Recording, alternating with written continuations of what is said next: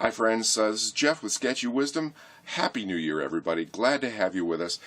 You may have already noticed we're going to be sporting a bit of an amber cast to the video today, a little bit of a sepia tone, and that is owing to the monitor on which I'm going to be sharing some visuals with you today without having to spend hours in production, which I probably should do but won't. So roll with that, because it does give us the effect of perhaps sitting in front of a cheery holiday fire, and what could be better. The good news is I'm not going to do any kind of 2016 retrospective year in review thing, because who would want to? And I'm not going to subject you to my New Year's resolutions. Sketchy wisdom indeed. Instead, friends, I simply want to share one deeply held wish and hope for the coming new year. In 2017, it's my considered hope that all of us not worry quite so much about what people wear on their heads.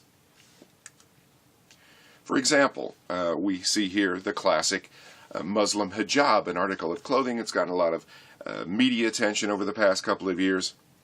Now, some people claim it's a sign of female oppression, while others see it as simply a token of sincerely held religious belief and observance. Still others see it as actually a certain form of feminist statement.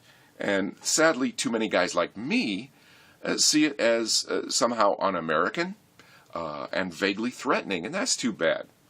I mean, to me, it's simply yet another aspect of the infinite variety of human experience, culture, and ways of life, and it shouldn't seem all that unfamiliar to us. After all, the more familiar nun's habit, as we see here topped with a fetching wimple, originated about the same time in human history as the hijab, and for much the same reasons. If you're afraid of one, it seems to me you ought to be at least as afraid of the other. And let's face it, almost every Catholic school kid I know admits to at least a little residual fear of nuns to this very day, an attitude I wholeheartedly support.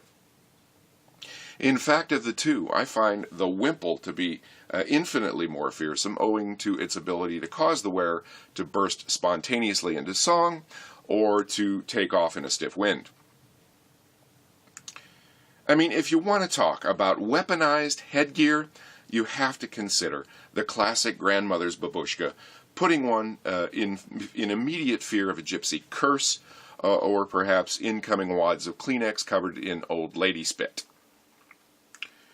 Still, distinctive headgear is common to various religious traditions around the world, which can be regrettably confused one with another. For example, here we have what's referred to as a turban, indicative of but not exclusive to the Sikh faith, as opposed to Islam or the Hindu religion.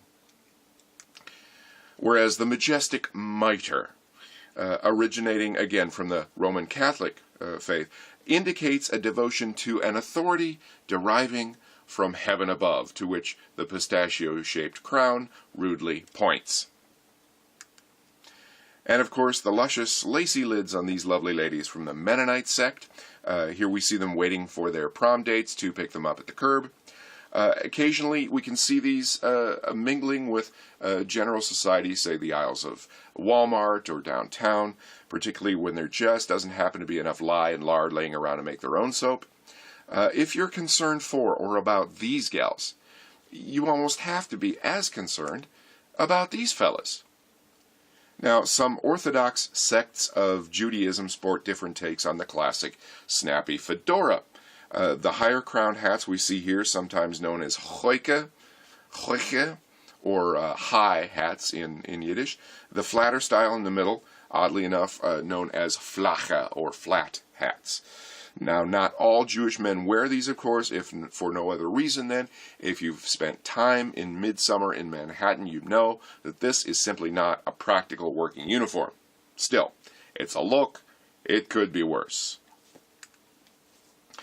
And prominent headgear, of course, appears in my own religious tradition as well, which celebrates the winter solstice holiday of Jeffmas, by breathlessly awaiting the arrival of the man in the big furry hat, who each December 17th travels the world peering in bedroom windows to see who's been naughty and who's been really, really naughty. Of course, these days he's often required to travel in stealth mode. Now, it's certainly true that one's choice of dress, particularly headgear, can be meant to provoke a response or make a particular statement, but it's often simply the result of choices based on the environment in which one finds oneself, the desire to fit into the prevailing culture of the place or time.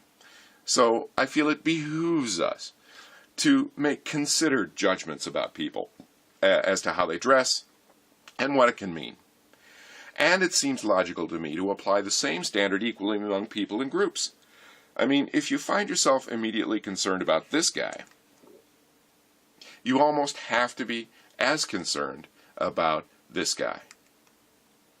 Or this guy. See, it's simply not adaptive, it seems to me, to put too much stock in what another person puts on his or her head. My advice, if you're curious about the reason behind a particular choice in clothing or headgear, find a polite, maybe even complimentary way to ask about it. I mean, maybe you'll make a new friend or discover a flattering new style for yourself. Hey, it's the new year. Why not start out fresh, granting good intentions until proven otherwise, and at least avoid inappropriate double standards? I mean, if you're concerned about this, you almost have to be equally concerned about this. For Sketchy Wisdom, I'm Jeff Clothier, and Happy New Year, everyone.